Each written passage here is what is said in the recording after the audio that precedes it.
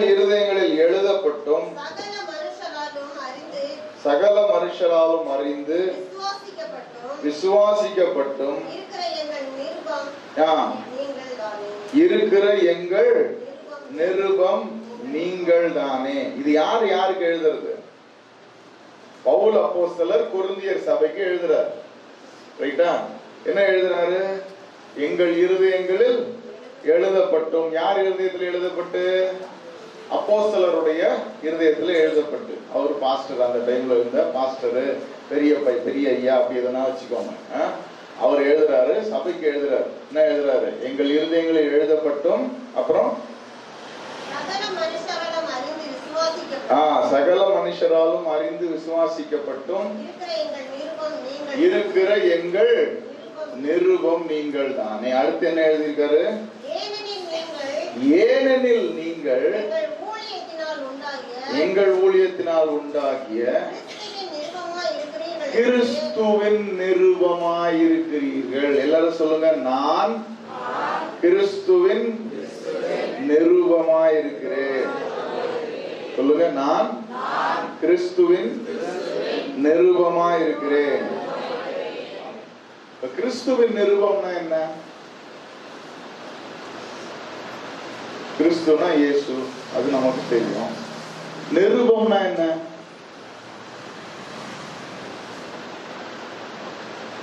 இது என்னது? நம்ம கையில பைபிள் இருக்குல்ல, இது என்னது? பைபிள் புத்தகம். சரியா? இதுல என்ன இருக்கு? மத்தேயு, மார்க்கு, லூக்கா, யோவான் அப்படின்னு இருக்கு. இருக்கா? அப்ப இது என்னது? அதெல்லாம் எழுத்து, கடுதாசி, லெட்டரு சொல்றோமா? அப்போ உங்க எத்தனை பேருக்குலாம் கடுதாசி வருது ஊர்ல இருந்து? எழுதுறாங்களா? இப்பெல்லாம் யாரும் எழுதுறாங்க? எல்லாம் வாட்ஸ்அப், ஃபேஸ்புக், லைவ் அப்டேட். அந்த காலத்துல என்ன பண்ணுவாங்க? கடுதாசி எழுதுவாங்க. எழுதுவாங்களா இல்லையா? பிள்ளைங்க வெளியில வேலைக்கு போயிருப்பாங்க. இந்த வயசானவங்கலாம் தெரியும். சாமி எப்படி சாமி இருக்க? சாப்பிட்றியா? தூங்குறியா? போன இடம் எப்படி இருக்கு? பத்திரமா இரு, சாப்பிடு, வேளாண் வெட்டி அப்படி இப்படின்னு எழுதுவாங்க. அவங்க என்ன எழுதுறாங்க? அவங்க மனச, அவங்க இருதயத்தை, அவங்களோட அன்பை என்ன செய்யறாங்க? அந்த எழுத்துல காமிக்கிறாங்க. அப்ப அதை வாசிக்கிறவங்க, எங்க அப்பா எனக்காக இவ்வளவு அன்பும் பாசமும் இந்த கடுதாசி மூலமா என்ன செஞ்சிருக்காரு? அனுப்பி இருக்காரு. அப்படிதானே நினைப்பாங்க. கரெக்டா? அப்போ இந்த புத்தகத்துல பவுல் எழுதியிருக்காரு அப்படின்னா, பவுல் நமக்காக என்னென்ன எழுதியிருக்காரு, அவரு நம்ம மனசுல என்னென்ன வச்சிருக்காரு, அவரு நம்மளை எப்படி கொண்டாடுறாரு, அவரு நம்மளை எப்படி நேசிக்கிறாரு, அவருக்கு நம்மளை எவ்வளவு பிடிக்கும், அவரு நம்ம எப்படிலாம் இருக்கணும்னு நினைக்கிறாரு, அதுதானே பார்க்கிறோம். வணங்குதா? அப்போ நீங்க எல்லாரும் யாரா? கிறிஸ்துவின் நிருபம். நீங்க எல்லாரும் யாரு? சொல்லுங்க, நான் கிறிஸ்துவின் நிருபம். நம்ம மொழியில சொன்னா, நான் கிறிஸ்துவோட லெட்டரு, நான் கிறிஸ்துவோட கையெழுத்து. புரியுதா? நம்மளாம் யாரா? கிறிஸ்துவுடைய கையெழுத்து. அப்ப நம்மளை பார்த்தா என்ன தெரிஞ்சுப்பாங்க? ஓ, இது இயேசு கிட்ட இருந்து வந்த லெட்டரு. அதான் சொல்லிருக்கு, நீங்க எல்லாம் கிறிஸ்துவின் நிருபமாய் இருக்கிறீர்கள். அதனாலதான் முதல்ல கேட்டேன், நீங்க இயேசு நல்லவரு வல்லவரு, அது செஞ்சாரு இது செஞ்சாரு, இதுக்கெல்லாம் என்ன ஆதாரம்? நான் தான்டா ஆதாரம். உங்ககிட்ட யாராவது வந்து கேட்டா என்ன சொல்லணும்? நான் தான் ஆதாரம். என் வாழ்க்கையை பாரு, நான் எங்க இருந்தேன், எங்க வந்திருக்கேன், எங்க போயிட்டு இருக்கிறேன், எப்படி இருந்தேன், என் வாழ்க்கை எப்படி மாறி இருக்கு, இப்ப எப்படி வாழ்ந்துட்டு இருக்கிறேன், என் கடவுள் என்னை எப்படி கொண்டு போயிட்டு இருக்கிறாருன்னு பாரு. ஏன்னா நான் இயேசுடைய கையெழுத்து. இயேசு கிட்ட ஒருத்தங்க வாழ்க்கையை கொடுத்தா எப்படி மாறுங்கிறதுக்கு நான் சாட்சி. ஹல்லேலூயா. அதனாலதான் நீங்க உலகம் எங்கும் போய் சுவிசேஷம் சொல்லுங்கள் சொன்னாரா? எழுதியிருக்கிறாரா? சாட்சியா இருங்க. யூதேயாவிலும் சமேரியாவிலும் உலகம் எங்கிலும் என்ன பண்ணணுமா? சாட்சியா வாழணும். சாட்சியா வாழ்றதுன்னா பரிசுத்தமா வாழ்றதுன்னு நினைச்சிட்டு இருக்கிறாங்க. அப்படி இல்லை. சாட்சியா வாழ்றதுன்னா என்ன? அவரோட கையெழுத்தா வாழ்றது. என் கையில இது இருக்குன்னா யாரு கொடுத்தது? அவர் கொடுத்தது. இன்னைக்கு நான் டாஸ்மாக் போக மாட்டேன்னா யார் செஞ்சது? அவர் செஞ்சது. என்கிட்ட கார் இருக்குன்னா யார் கொடுத்தது? அவர் கொடுத்தது. நான் தைரியமா பேசுறேன்னா இந்த குரல்ல யார் கொடுத்தது? அவர் கொடுத்தது. ஒரு 10-20 வருஷத்துக்கு முன்னாடி போய் பாரு, இவன் எங்க இருந்தானே தெரியாது. அல்லேலூயா. இன்னைக்கு இங்க நிக்கிறன்னா காரணம் யாரு? அவரு. அல்லேலூயா. என்ன பாரு, ஒரு இயேசு வாழ்க்கையை எப்படி மாத்த முடியும்னு உனக்கு தெரியும். நீயும் வாழ்க்கை இயேசு கூட, அப்ப அவரும் அதையே செய்வாரு. அல்லேலூயா. சொல்லுங்க, நான் இயேசுவோட கையெழுத்து. சத்தமா சொல்லுங்க. அல்லேலூயா. ஆமென். வாசிங்க எபிரேயர் 10:23-25 வரைக்கும். அல்லாமலும் நம்முடைய நம்பிக்கையை அறிக்கையிடுகிறதில் அசைவில்லாமல் உறுதியாக இருக்க கடவோம். நம்முடைய நம்பிக்கையை அறிக்கையிடுகிறதில் அசைவில்லாமல் உறுதியாய் இருக்க கடவோம். அதுக்கப்புறம் வாக்குத்தத்தம் பண்ணினவர் உண்மை உள்ளவராய் இருக்கிறாரே. மேலும் அன்புக்கும் நற்கிரியைகளுக்கும் நாம் ஏவப்படும்படி ஒருவரை ஒருவர் கவனித்து சபை கூடி வருதலை சிலர் விட்டு விடுகிறது போல நாமும் விட்டு விடாமல் ஒருவருக்கு ஒருவர் புத்தி சொல்ல கடவோம். ரைட். இப்போ நம்ம அதுல முதல்ல உள்ள 2 விஷயம் மட்டும் பார்ப்போம். ஃபர்ஸ்ட் வசனம் வாசிங்க, 23 வாசிங்க.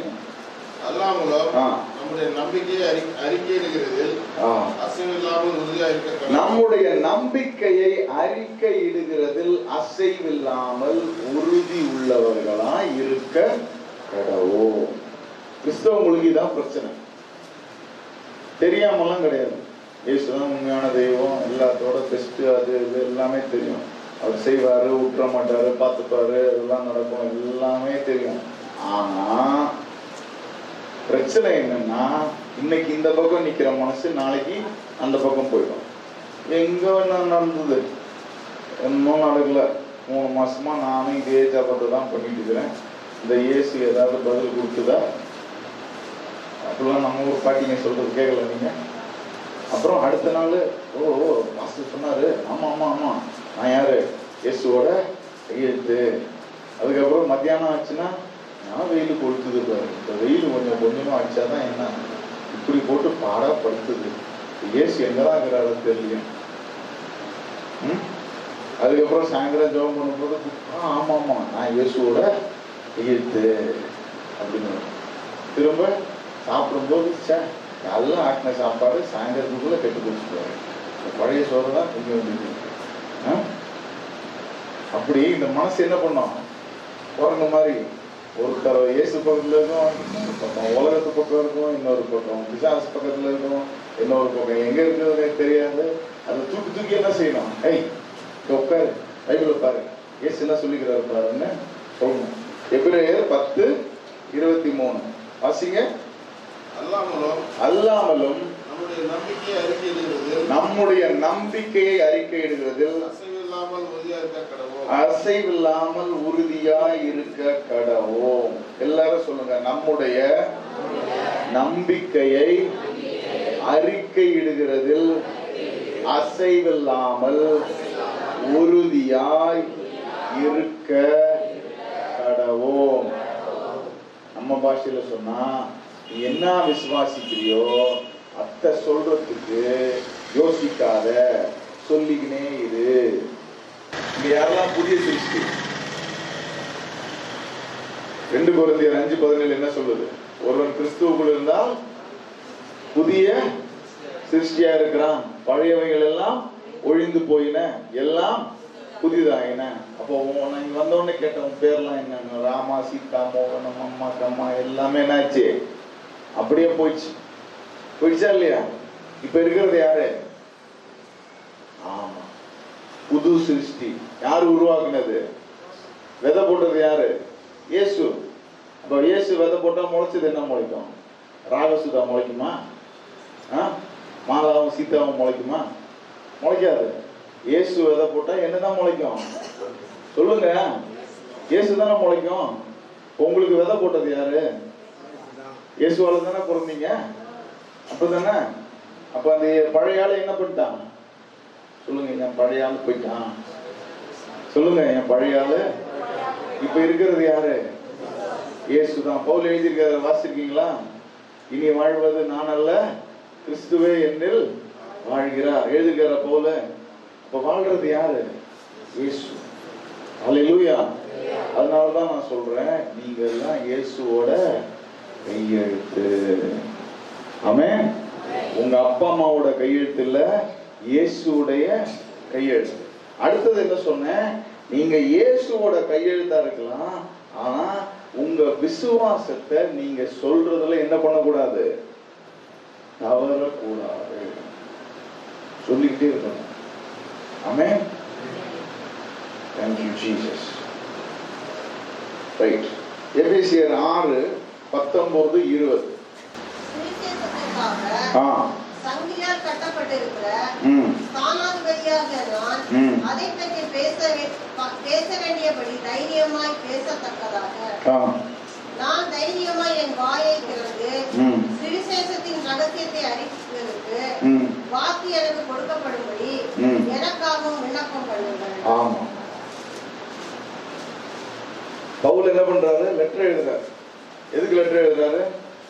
நான் சுவிசேஷத்தை பத்தி தைரியமா பேசுவாங்க. என்ன போட்டிருக்கு? என்ன போட்டிருக்கு? தைரியமா. எல்லாரும் சொல்லுங்க. எல்லாரும் சொல்லுங்க. நான் சுவிசேஷத்தை என்ன பண்ணணும்? எல்லாரும் சொல்லுங்க. இந்த தைரியம் நமக்கெல்லாம் இருக்கா? இயேசு ஏத்துக்கிட்டேங்க அப்படின்னு எத்தனை இடத்துல தைரியமா சொல்லிருக்கு. அப்ப நம்ம இயேசுவை பத்தி தைரியமா இருக்கிறோமா, பயமா இருக்கிறோமா? இப்ப இவன் என் ஃப்ரெண்டுடான்னு நான் சொன்னாதான் நாளைக்கு அவன் சொல்லுவான் இவன் என் ஃப்ரெண்டுடான்னு. கரெக்டா? அவனா தெரியும் எனக்கு அவன் அப்படின்ட்டு போனா நாளைக்கு அவன் என்ன பண்ணுவான்? அவனா தெரியும் அவ்வளவுதான். ஹலோ, கேக்குதா? நீங்க கிறிஸ்துவ குறிச்சு எவ்வளவு வைராக்கியம் பாராட்டுறீங்களோ அதே அளவுக்கு உங்க வாழ்க்கையில இயேசு வைராக்கியம் பாராட்டுவாரு. விளங்குதா? நான் இயேசுவை ஏத்துக்கிட்டேன், இயேசுதான் ரட்சகரு, நான் இயேசுவோட கையெழுத்து. இன்னைக்கு என் பாக்கெட்ல 5 பைசா இருக்குனாலும் அது இயேசு தாண்டா கொடுத்ததுன்னு சொல்றதுக்கு உனக்கு தைரியம் இருந்தா இயேசு என்ன பண்ணுவாரு? பாக்கெட்ல 5 கோடி ரூபாய் வைப்பாரு. சொல்றது கேக்குதா இல்லையா? நம்ம என்ன பண்ணுவோம்? சாமி அந்த ஒரு 10,000 மட்டும் கொடுங்க, 10,000 மட்டும் கொடுங்க அப்படின்னு ரூமை கூட்டிட்டு ஜோம் பண்ணிக்கிட்டே இருப்போம். இந்த கடனை அடைக்கணும், அந்த பிரச்சனை மாறணும், இந்த விஷயம் நடக்கணும், அந்த விஷயம் நடக்கணும்னு ஜோம் பண்ணிக்கிட்டே இருப்போம். ஆனா உறக்க தைரியமா வாயை திறந்து இயேசுதான் என் தெய்வம், இயேசுதான் என் கடவுள், இன்னைக்கு என் வாழ்க்கை இப்படி இருக்குன்னா அதுக்கு அவர் தான் காரணம், அவர் தான் போட்டாரு முதற்கோடு, அவர் தான் போட்டாரு கையெழுத்து, நான் அவரோட கையெழுத்தா இருக்கிறேன், என் வாழ்க்கையை அழகுபடுத்தி என்னை மாத்தி வச்சுக்கிறது அவரு. வேதம் என்ன சொல்லுது? உன் அறை வீட்டுக்குள்ள நான் என்ன சொல்றேனோ, ரகசியத்துல உனக்கு நான் என்ன சொல்றேனோ அத கூரைகள் மேல ஏறி கத்துன்னு போட்டுருக்கு. பார்த்திருக்கீங்களா? கூரைகள் மேல ஏறி என்ன பண்ணணுமா? கத்தணுமா? அப்போ இயேசு என் ரட்சகர், இயேசு என் ராஜா, இயேசு என் வாழ்க்கையை மாத்திருக்காருன்னு நீ வாயை திறந்து சொல்லும் போது ஆட்டோமேட்டிக்கா உனக்காக அவர் வைராக்கியம் பாராட்டுறத பார்ப்பீங்க. வைராக்கியம் பாராட்டுறதுன்னா தெரியுமா? தெரியுமா? என்னை பத்தி யாராவது தப்பா சொல்லிட்டாங்கன்னு வைங்களேன், யாராவது ட்ரை பண்ணி பாருங்க. என்னை பத்தி யாராச்சும் ஏதாவது தப்பா சொல்றாங்க, இல்ல நான் வருத்தப்படுற மாதிரி என் மனசு நோக்குற மாதிரி ஏதாவது நடந்துக்கிறாங்கன்னா உடனே என் வாழ்க்கையில நல்லது நடக்கும். ஏன் தெரியுமா? என் சாமிக்கு கோபம் கேக்குதா? என் சாமிக்கு யாரை பார்த்து என்ன பேசின? கூட யார் இருக்கிறா தெரியுமா? விளங்குதா? இப்ப நான் உங்களை பார்த்து கேட்கிறேன், உங்களுக்கு உங்க சாமி மேல அக்கறை இருக்கா, ஆசை இருக்கா, பாசம் இருக்கா? நீங்க உங்க சாமியை கொண்டாடுறீங்களா? உங்க சாமியை தூக்கி பேசுறீங்களா? உங்க சாமியை பத்தி தைரியமா சொல்றீங்களா? சொல்லுவீங்கன்னா அவர் உங்களுக்காக வைராக்கியம் பாராட்டுவாரு. கேக்குதா? அல்லேலூயா. நீங்க அவரை குறித்து தைரியமா பேசுனீங்கன்னா அவரும் உங்களுக்காக வைராக்கியம் பாராட்டுவார். எப்படி வைராக்கியம் பாராட்டுவாரு? ஏய், இனிமே நீ ஓலை குச்சியில் இருக்க கூடாது, உனக்கு என்ன பண்ற? சிமெண்ட்ல போட்டு இதே மாதிரி வீடு கட்டித்தாரு சொல்லுவாரு. அவர் சொல்றது மட்டும் இல்ல, என்ன பண்ணுவாரு? செய்வாரு. அல்லேலூயா. நீ இனிமே வீட்டுல நடந்து போக கூடாது, உனக்கு ஏசிக்காக தான், நீ என் புள்ளடா, உனக்காக நான் செய்யறேன். செய்வாரா செய்ய மாட்டாரா? உனக்கு இந்த கூலி வேலை எல்லாம் கிடையாது, இந்த 10 காணி நிலம் வச்சுக்கிறேன் நான் தரேன். தருவாரா தர மாட்டாரா? கேக்குதா உங்களுக்கு? சொல்லுங்க, நான் இயேசுவோட கையெழுத்து. அப்படி அவருக்காக வாழும் போது உங்களை பாக்குறவனா சொல்லுவான், எப்படா நம்ம ஏசுக்காரில போறான், எப்படா இவனுக்கு மச்சிப்பா வீடு கிடைச்சது, எப்படா இவனுக்கு 10 காணி நிலம் கிடைச்சது? யார் கொடுத்தது? அவர் கொடுத்தாரு. ஏன் கொடுத்தாரு? என் மேல அன்பா இருக்கிறாரு, என் மேல வைராக்கியம் பாராட்டுறாரு, அதனால. அல்லேலூயா. அப்போ அவரை பத்தி என்ன பண்ணணும்? தைரியமா பேசணும். சொல்லுங்க, இன்னொரு சொல்லுங்க. நீங்க எல்லாம் ஏன் தெரியுமா தைரியமா பேச மாட்டீங்க? அடிச்சுட்டானா என்ன பண்றது? காலை உடச்சுட்டானா என்ன பண்றது? வீட்டுக்கு வந்து பிள்ளைங்களை ஏதாவது பண்ணிட்டானா என்ன பண்றது? நடு ரோட்ல பிடிச்சி ஏசுவான் என்ன பண்றது? அதனாலதான் தைரியமா பேச மாட்டேன். கரெக்டா? பயம் இருக்கிற இடத்துல விசுவாசம் இருக்கு. விசுவாசம் இருக்கிற இடத்துல, அன்பு இருக்கிற இடத்துல பயமும் இருக்காது, அச்சமும் இருக்காது. விசுவாசம் தாராளமா. எத்தனை பேர் விசுவாசத்துக்காக ஜெபம் பண்றீங்க? பண்ணாதீங்க, கிடைக்காது. ஒரு விஷயம் நல்லா புரிஞ்சுக்கணும், விசுவாசத்துக்காக என்ன பண்ணக்கூடாது? பக்கத்துல சொல்ல, விசுவாசத்துக்காக ஜெபம் பண்ணாதீங்க. சொல்லுங்க, பக்கத்துல பார்த்து சொல்லுங்க, விசுவாசத்துக்காக ஜெபம் பண்ணாதீங்க. சொல்லுங்க. விசுவாசம் எப்படி வரும் தெரியுமா? அன்பு இருந்தா விசுவாசம் தன்னால வந்து.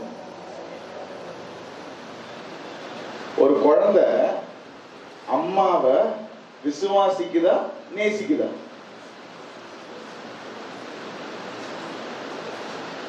ஒரு குழந்தை அம்மாவை விசுவாசிக்குதா, நேசிக்குதா? அது லவ் பண்ணுது. கரெக்டா? அந்த லவ்க்குள்ள என்ன இருக்கு? ஃபெய்த் இருக்கு. விளங்குதா? அந்த விசுவாசம் தான் உறுதியான விசுவாசம். ஆமென். அதே மாதிரி இயேசுவை போய், ஆண்டவரே உம்மை விசுவாசிக்க முடியல, எனக்கு என்ன கொடுங்க? விசுவாசம் கொடுங்க, விசுவாசம் கொடுங்கன்னு கேட்காதீங்க. அப்படி கிடைக்காது. அது அவரை நேசிக்கும் போது என்ன வரும்? ஆட்டோமேட்டிக்கா உனக்குள்ள விசுவாசம் இருக்கு. உனக்கு பாருங்களா, எனக்குள்ள இவ்வளவு ஃபெய்த் இருக்கு, எப்படி வந்துச்சுன்னே தெரியல. அப்படி நீங்களே பயங்கரமா யோசிக்கிற அளவுக்கு ஒரு விசுவாசம் உள்ள வந்துடும். எப்படி வரும்? அவர் மேல அன்பு செலுத்துங்க. ஹல்லேலூயா. எப்படி அன்பு செலுத்துவீங்க? அவர் எனக்காக என்னெல்லாம் செஞ்சு முடிச்சிருக்காரு, உயிரை கொடுத்திருக்காரு, என் வாழ்க்கையை மாற்றிருக்காரு, என்ன அவரோட கையெழுத்தா வச்சிருக்காரு, என்னோட ராயல், என்ன அவர் என்ன சொல்றாரு, ராயல் டயர்டம், ராஜமுடி அப்படிங்கிறாரு, என்ன மோதிரம் மாதிரி வச்சிருக்காரு, கண்ணின் கருவிழி போல பார்த்துக்கிறாரு, என்ன ஹோலி ஃபீஸ்ட் கொடுன்றாரு, ராஜரீக அபிஷேகம் கொடுத்திருக்கிறாரு. இப்படி எனக்காக எல்லாத்தையும் செஞ்சு முடிச்சிருக்காருன்னு அவரை பத்தி நினைக்கும் போது, அவர் என் பிள்ளைய அம்மாவை நேசிக்குது. 10 மாசம் சுமந்து பெத்து போட்டது மட்டும் இல்லாம தான் ரத்தத்தை பாலா கொடுத்தது மட்டும் இல்லாம இன்னைக்கும் நீ முட்டாத்தனமா அழுகிற அழுகைக்கெல்லாம் வேர்வை சிந்தி ரத்த சிந்தி வாங்கி வாங்கி உனக்கு கொடுக்குறது. அதானே செய்யறாங்களா அம்மா? அம்மா அவ்வளவும் பிள்ளைக்கு செய்யறதுனால பிள்ளை என்ன பண்ணுது? ஆமா, கரெக்டா? அதே ஆனா பிள்ளைக்கு உண்மையிலேயே அம்மா எவ்வளவு கஷ்டப்பட்டு என்னெல்லாம் பிரயாசப்பட்டு செய்யறாங்கன்னு என்ன பண்ணாது? தெரியாது. ஆனாலும் பிள்ளை என்ன பண்ணும்? நேசிக்கும். இப்போ உங்களுக்கு இயேசு கிறிஸ்துவை நேசிக்கிறதுக்கு அவர் இவ்வளவு பண்ணியிருக்காரு அவ்வளவு பண்ணியிருக்காருன்னு மொத்தமும் தெரியணும்னு அவசியம் இல்லை. ஆனா உங்களுக்கு தெரிஞ்ச கொஞ்சத்தை வச்சு உங்களால அவர் என்ன பண்ண முடியும்? வெறித்தனமா நேசிக்க முடியும். முடியுமா? முடியாது. நீ வெறித்தனமா இயேசுவை நேசிக்க ஆரம்பிச்சிட்டா ஆட்டோமேட்டிக்கா உனக்குள்ள விசுவாசம் வர்றத உன்னால பார்க்க முடியும். அப்போ உன்னால தைரியமா பேச முடியும். ஹல்லேலூயா. நீ பேசுற இடத்துல அற்புத அடையாளம் நடக்கும். ஆமென். ஹல்லேலூயா. உலக பிரகாரமா நம்ம என்ன நினைப்போம்?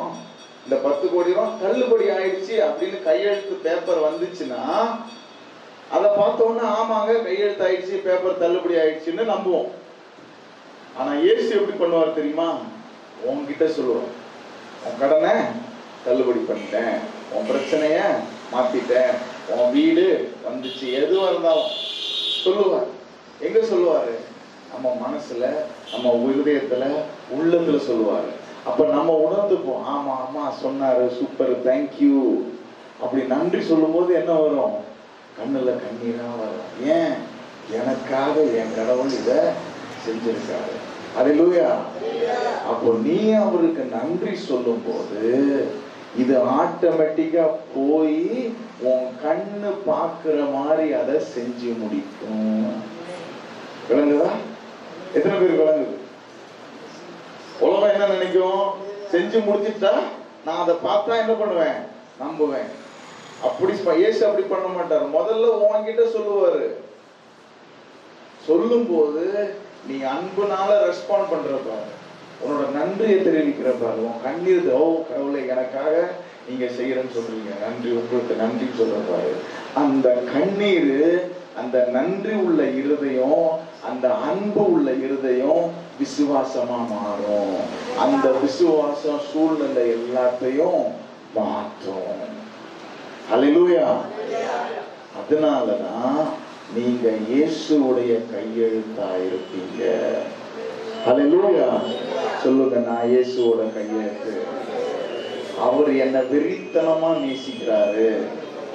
சொல்லுங்க, அவர் என்ன வெறித்தனமா நேசிக்கிறாரு. அவர் எனக்காக எல்லாத்தையும் செய்வாரு. நான் அவரை நேசிக்கிறேன். நான் அவர் மேல அன்பு கூறுறேன். எனக்கு குறை இல்லை, நான் நல்லா இருக்கேன். என்ன பார்க்கிறவங்க இயேசுவை தேடுவாங்க. நான் தைரியமா இயேசுவை பத்தி சொல்லுவேன். ஹல்லேலூயா. எத்தனை பேர் இயேசுவை தெரிஞ்சுக்கிறதுல சந்தோஷம்?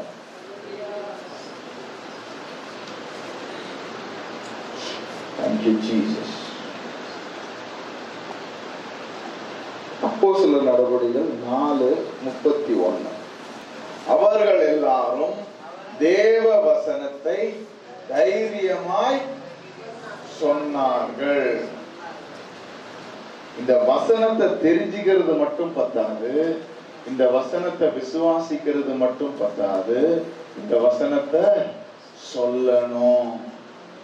சொல்றது மட்டும் பத்தாது, தைரியமா சொல்லணும். தைரியமா சொல்றது மட்டும் பத்தாது, பரிசுத்த ஆவியினால நிரப்பப்பட்டு தைரியமா சொல்லணும். இப்போ என்ன கேட்டோம்? ஆமா, இப்போ பரிசுத்த ஆவியானவர் உங்க மனசுல பேசலன்னா உங்களால என்ன பண்ண முடியாது? இயேசுவை ஏற்றுக்கொள்ள முடியாது. கரெக்டா? கரெக்டா தப்பா? நம்ம பாட்டுக்கு நம்ம வாழ்க்கையை வாழ்ந்துட்டு இருக்கோம். நமக்கு எது சரி தப்புன்னு நம்ம என்ன பண்றோம்? செஞ்சிட்டு இருக்கிறோம், போறோம், வரோம், அது நம்ம செய்யறோம்.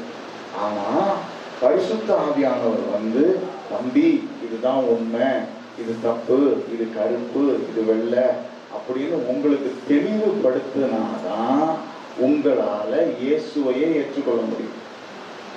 கரெக்டா?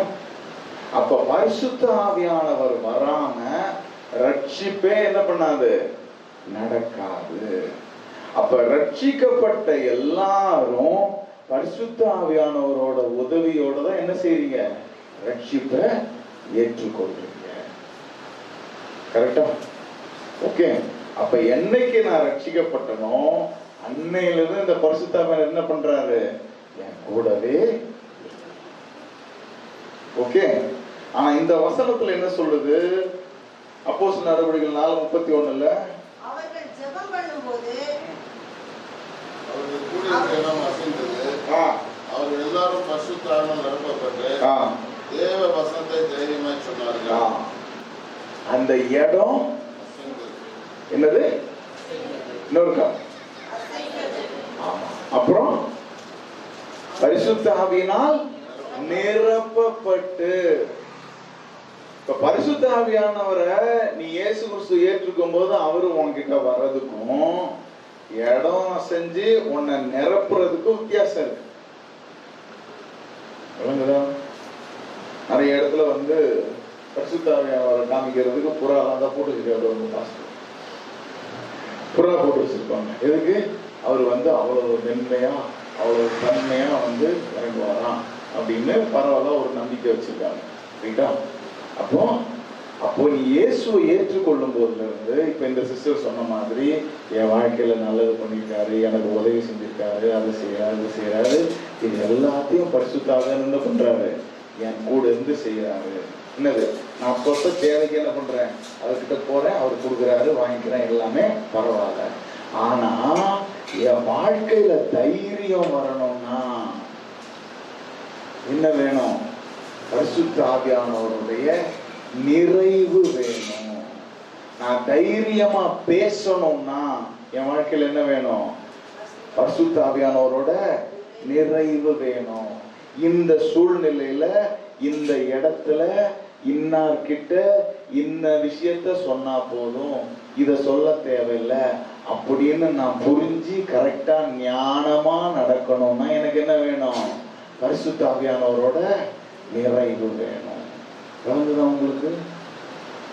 பாட்டில தண்ணி குடிச்சிட்டு போறதுக்கும் குளத்துல குளிக்கிறதுக்கும் வித்தியாசம் இருக்கு. இருக்கா? வீட்டுல ஒரு வாளி தண்ணியில குளிச்சுட்டு வர்றதுக்கும் ஒரு ஏரியில இறங்கி குளிக்கிறதுக்கு வித்தியாசம் இருக்கு. இருக்கா இல்லையா? வீட்டுல காலை கழுவுறதுக்கும் கடல் தண்ணியில போய் கால் கழுவுறதுக்கும் வித்தியாசம் இருக்கு. இருக்கா இல்லையா?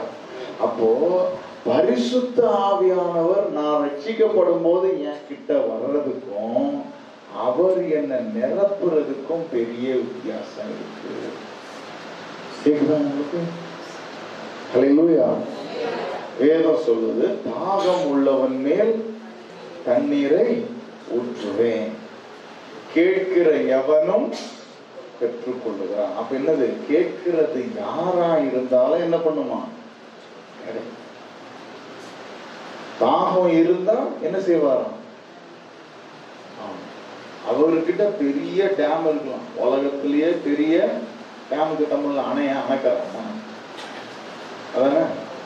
ஆமா, பெரிய டேம், பெரிய கடல் அளவு தண்ணி கடவுள் கிட்ட இருக்கலாம். ஆனா உனக்கு ஊத்தணும்னா என்ன பார்ப்பாரு, தாகம் இருக்கா, நீ கேட்கிறியா, உனக்கு வேணுமான்னு பார்ப்பாரு. ஆனா நீ வேணும்னு கேட்டா கண்டிப்பா கொடுப்பாரு. அதனாலதான் இயேசு சொன்னாரு, மீனை கேட்டா பாம்பை கொடுக்க மாட்டோம், கல்ல கேட்டா அப்பத்தை கொடுக்க மாட்டோம். அப்படி நீங்களே கொடுக்காதப்போ பரலோகத்தில் இருக்கிற பரமபிதா எப்படி பரிசுத்த ஆவியின் ஈவை கொடுக்காம இருப்பாரு அப்படின்னு படிச்சிருக்கீங்கல்ல. நான் ஒரு கதை சொல்றேன். 2004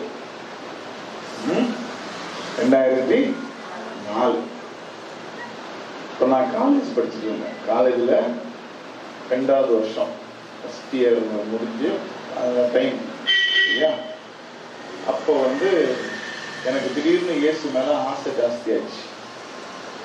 அப்போ என் கூட 2 பேர் கூட படிக்கிற பசங்களை ரூமில் கூப்பிட்டு நாங்கள் பாட்டுக்கு ஜெபம் பண்ணோம்.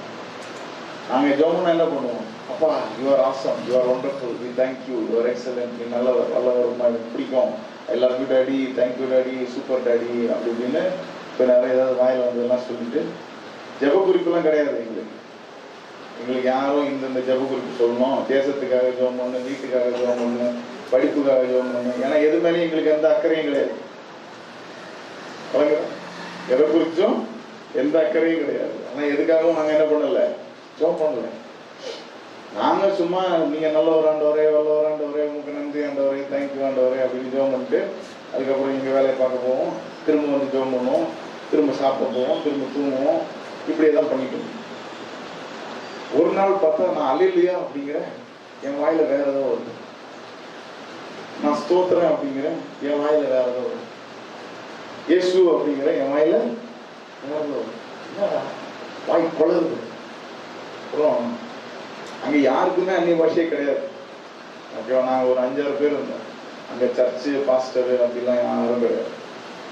அப்போ இந்த மாதிரி வாய் கொளருது அப்படின்னோடனே, தெரிலண்ணே நீங்கள் அந்நிய பாஷை பேசுறீங்க போல அப்படின்னா, இருக்குமோ அப்படின்னு ஒரு யூகத்தில் நாங்களும் தினைக்கும் ஜோம் பண்ணோம்.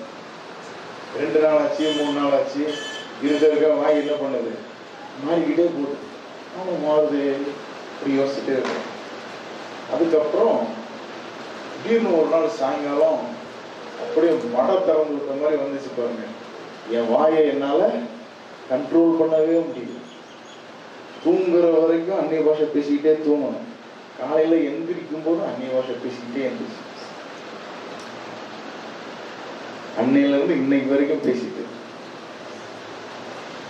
உங்களுக்கெல்லாம் சந்தோஷமே வரல, கையெல்லாம் தட்ட மாட்டேங்குது.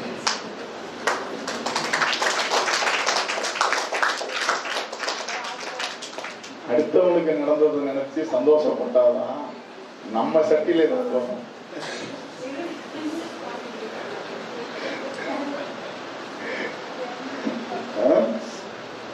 உன்னை நேசிக்கிறது போல பிறனையும் நேசின்னு சொல்லி,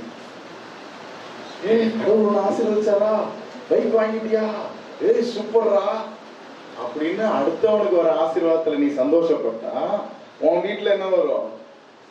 பைக் வாங்கிட்டியா, இது பாரு 10 ரூபா தான் இருக்கு, இதையும் அவனுக்கு கொடுக்கணும் அப்படின்னு போனா இந்த 10 ரூபாய் நீ வீட்டுக்கு போறதுக்குள்ள வேற எவனாவது பிடிக்கிட்டு போயிடும். சொல்றது புரியுதா இல்லையா?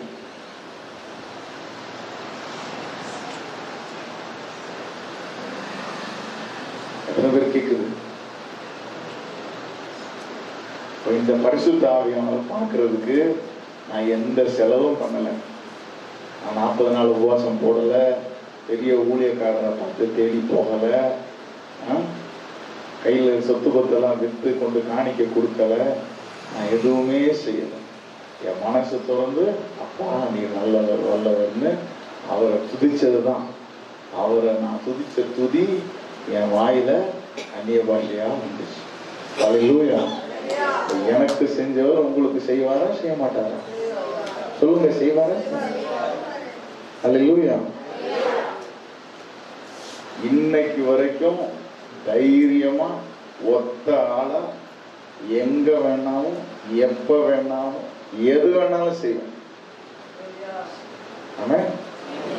ஏன்னா நான் பாதாளத்துல படுக்க போட்டாலும் அங்கேயும் அவர் இருக்கிறார். தாவீது எழுதுறான், பார்த்திருக்கீங்களா? உங்க சமூகத்தை விட்டு நான் எங்க போவேன்? அப்ப கடவுள் என் கையை பிடிச்சு நடத்தாத இடமே இல்லை. இஸ்ரவேலை காக்கிறவர் உறங்குகிறதும் இல்லை, தூங்குகிறதும் இல்லை. அவர் என் கூடவே இருக்கிறார், அவர் என் பலமாவே இருக்கிறார், அவர் எனக்கு தைரியமாவே இருக்கிறார், அவர் எல்லாத்தையும் எனக்காக செஞ்சு முடிக்கிறவரா இருக்கிறார். அல்லேலூயா. இந்த தைரியம் எல்லாருக்கும் வேணும். ஆமென். இப்ப சொல்லுங்க, பரிசுத்த ஆவியானவர் யார் யாருக்கு வேணும்? தூக்கிக்காமீங்க. எத்தனை பேருக்கு பரிசுத்த ஆவியானவர் வேணும்? இந்த தைரியம் எத்தனை பேருக்கு வேணும்? ஆமென். உங்களுக்கு கிடைக்குமா? வாய்ப்பு இருக்கா? எத்தனை பேர் நம்புறீங்க? கைகளை போடுங்க. கைகளை. எத்தனை பேர் நம்புறீங்க? ஆமாங்க, நான் நம்புறேன், எனக்கு கிடைக்கும். எத்தனை பேர் நம்புறீங்க? நம்புறீங்களா? அல்லேலூயா. இப்போ பரிசுத்த ஆவியானவர் வராது இல்ல, அவர் வந்து நம்மளை நிரப்புறார். நிரப்புறதுன்னா என்ன? இந்த ரூம் இருக்கு இல்லையா, வெள்ளம் வந்துச்சுன்னு வச்சுக்கோங்க, தண்ணி ஏகப்பட்ட தண்ணி. அப்ப தண்ணி இந்த ரூம் ஃபுல்லா நிரப்பிடுச்சு. அப்ப எப்படி இருக்கும்? நம்ம எல்லாரும் எங்க இருப்போம்? தண்ணிக்குள்ளார மிதக்கிட்டு இருப்போம். இருப்போமா? ஓ, இப்ப கையெல்லாம் பார்த்தா இப்படி காஞ்சி இருக்குமா? ஃபுல்லா எப்படி இருக்கும்? ஈரமா இருக்கும். வாயை திறந்து பேச முடியுமா? சொல்லுங்க. பேச முடியாது. தண்ணிக்குள்ள இருந்து யாராவது பேசி பார்த்துருக்கீங்களா? இருக்கிற ஓட்டையெல்லாம் தண்ணி போய் என்ன பண்ணிரும்? நிரப்பிடும். கரெக்டா? அப்போ அதுக்கு பேரு தான் என்னது? பரிசுத்த ஆவியானவர் நிரப்புறது. இப்ப தண்ணி வரும்போது இப்ப பேசுவோம், ஏய் ஃபேன், லைட்டு, என்னது டேபிள், கீபோர்டு, பாய், அது நினைக்காத, அதை இங்க வை, அதை அங்க வை, அதை பார்த்துக்க, கொண்டுக்க, இது இப்படி வை, இதெல்லாம் இப்ப சொல்லுவோம். ஆனா ரூம் நிறைய தண்ணி வந்துருச்சுன்னா எதுவும் என்ன பண்ண முடியாது? சொல்ல முடியாது. எதுவுமே நம்ம கண்ட்ரோல்ல இருக்காது. கரெக்டா? யார் கண்ட்ரோல்ல இருக்கும்? தண்ணி வத்துற வரைக்கும் தண்ணியோட ராஜ்யம் தான். கரெக்டா இல்லையா? அது வத்தி அது நம்மளை விட்டுட்டு போனாதான் அதுக்கப்புறம் எடுத்தோமா, தொடச்சோமா, காய வச்சோமா, எதா இருந்தாலும் செய்யலாம். தண்ணி இருக்கிற வரைக்கும் தண்ணியுடைய ராஜ்யம் தான். கரெக்டா? அப்போ பரிசுத்த ஆவியானவர் நம்ம கூட இருக்கும் போது அது வேற, அவர் நம்மளை நிரப்பும் போது அது வேற. ஆமென். அவர் நிரப்பும் போது யாரோட கண்ட்ரோல்? அவர் கண்ட்ரோல். நீ ஷட்டரை இழுத்து பூட்டுறா, தண்ணி உள்ள வரக்கூடாதுடா, அப்படி குடிச்சிட்டே இருந்தா என்ன பண்ணும்? அது இருக்கிற ஓட்ட வழியா கொஞ்சம் கொஞ்சம் அப்படி சொட்டிட்டு வருமே தவிர நிரம்ப முடியாது. நிறைய பேர் என்ன பண்ணுவாங்க? எனக்கு வேணும், எனக்கு வேணும், சாக்லேட் வாங்குற மாதிரி. ஆனா என்ன சொல்றது? விட்டு கொடுக்கறது கிடையாது. எப்படி விட்டு கொடுக்கணும்?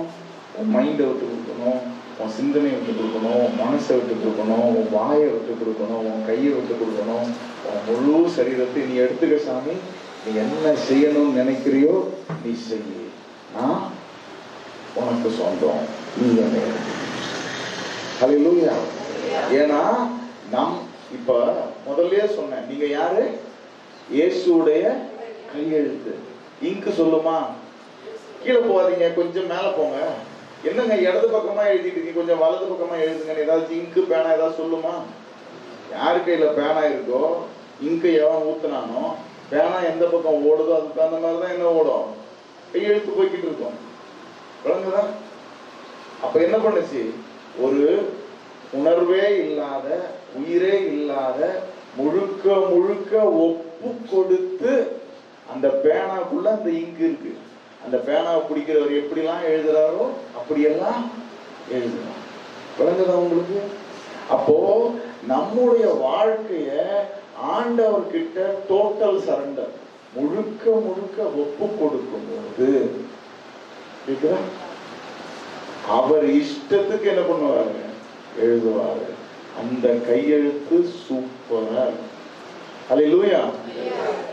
அது மாதிரிதான் பரிசுத்த ஆவியானவர் நம்மளை நிரப்பும் போது முதல்ல என்ன பண்ணுவாரு? நம்ம வாயை எடுத்துட்டார். நான் சொல்ல நினைக்கிறது என் வாயில என்ன பண்ணாங்க? வராது, வேற ஏதோ வரும். நான் பேச நினைக்கிறது என்ன பண்ண முடியாது?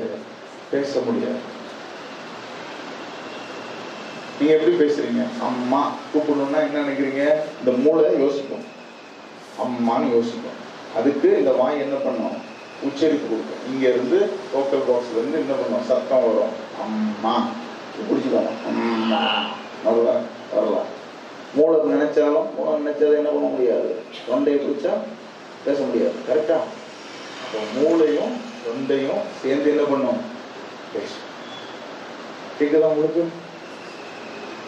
ஆனா ஆவியானவர் பேசும்போது இந்த மூளைக்கும் தொண்டைக்கு இருக்கிற கனெக்ஷன் என்ன பண்ணிடுவாரு? கட் பண்ணிடுவார். அவர் மூளைக்கும் இந்த தொண்டைக்கு ஒரு கனெக்ஷன் ஏற்படுத்திடுவார். எத்தனை பேர் கேக்குது? கேக்குதா? உன் மூளையில இருந்து கனெக்ஷன் எடுத்துட்டு தொண்டைய அவர் மூளைக்கு கனெக்ட் பண்ணிடுவார். அப்ப அவர் நினைக்கிறதெல்லாம் உங்க வாயில வரும். கேக்குதா? அப்ப அந்நிய பாஷை வரும், தீர்க்க தரிசனம் வரும். இன்னும் எத்தனை மரங்கள்லாம் இருக்கு. ஆவிகளை பகுத்தறியலாம். படிச்சிருக்கீங்களா? அதெல்லாம் அற்புத அடையாளங்கள் செய்யலாம், தீர்க்க தரிசனம் சொல்லலாம். வேர்ட் ஆஃப் விஸ்டம் இருக்கு, வேர்ட் ஆஃப் நாலேஜ் இருக்கு. என்னது புத்தியின் வார்த்தை, ஞானத்தின் வார்த்தையெல்லாம் இருக்குல்ல. இப்போ கடவுளால என்னெல்லாம் செய்ய முடியுமோ அது எல்லாமே நம்மால என்ன பண்ண முடியும்? செய்ய முடியும். அப்படி ஒரு பலத்தினால நம்மளை அவர் என்ன பண்ணுவாரு? ஆட்கொள்ளுவாரு. அதான் சொல்றோம், ஆட்கொண்டு எங்களை அனலாக்கும் அன்பினால் என்று அலங்கரியும் ஆவியான எங்கள் அன்பு தெய்வமே, அடியோரை ஆட்கொண்டு நடத்துமே. பாட்டு பாடிருக்கீங்கல்ல? அப்போ உங்களை அவர் ஆட்சி செஞ்சு நடத்தும். அல்லேலூயா. அப்போ மேக்சிமம் முதல்ல என்ன பண்ணுவாரு? வாயை எடுத்துட்டோம். இந்த வாய் குளறி குளறி பேசும். ஐயோ குளறி குளறி பேசுது, உனக்கு பேச தெரியல அப்படின்னு இந்த மூளையை வச்சுட்டு சண்டை போட்டுட்டு இருந்தீங்கன்னா நீங்க ஆவியானவர் கூட சண்டை போடுற மாதிரி ஆயிடும். அது பண்ணாம உள்ள இருந்து என்ன சத்தம் வருதோ அது அப்படியே பேசும். அது தீர்க்க தரிசனமா வரும், இல்ல வார்த்தையா வரும். அவர் உங்க சரீரம் முழுசையும் எடுத்துப்பாரு. அவர் எவ்வளவு பவர்ஃபுல்லான ஆளு தெரியுமா? இந்த கரண்ட் இந்த அந்த ஒயர் அப்படியே எடுத்து கையில பிடிப்பீங்களா? எத்தனை பேர் பிடிப்பீங்க? இதற்கு எத்தனை பேர் பிடிச்சு பார்த்துருக்கீங்க? அனுபவம் இருக்கா? கரண்ட் ஷாக் வாங்குறது இல்லையா?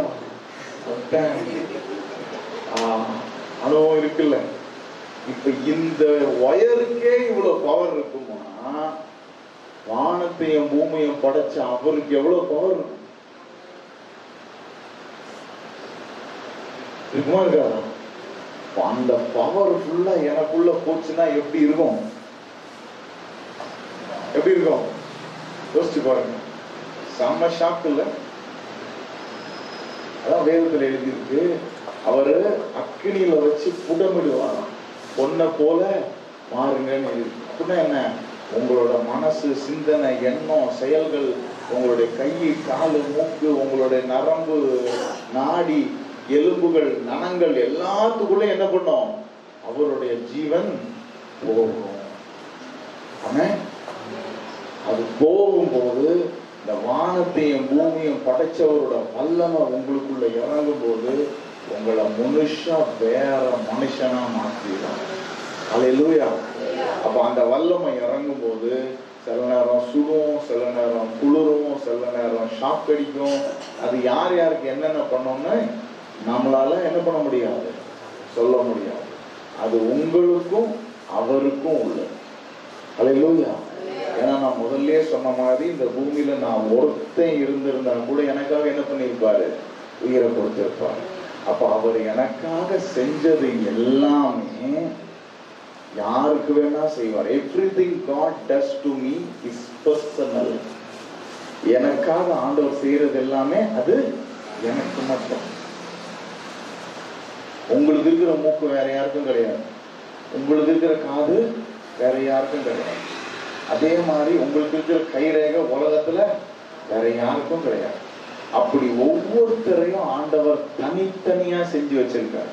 நம்ம ஒவ்வொருத்தரையும் ஆண்டவர் தனித்தனியா நேசிக்கிறார். அல்லேலூயா.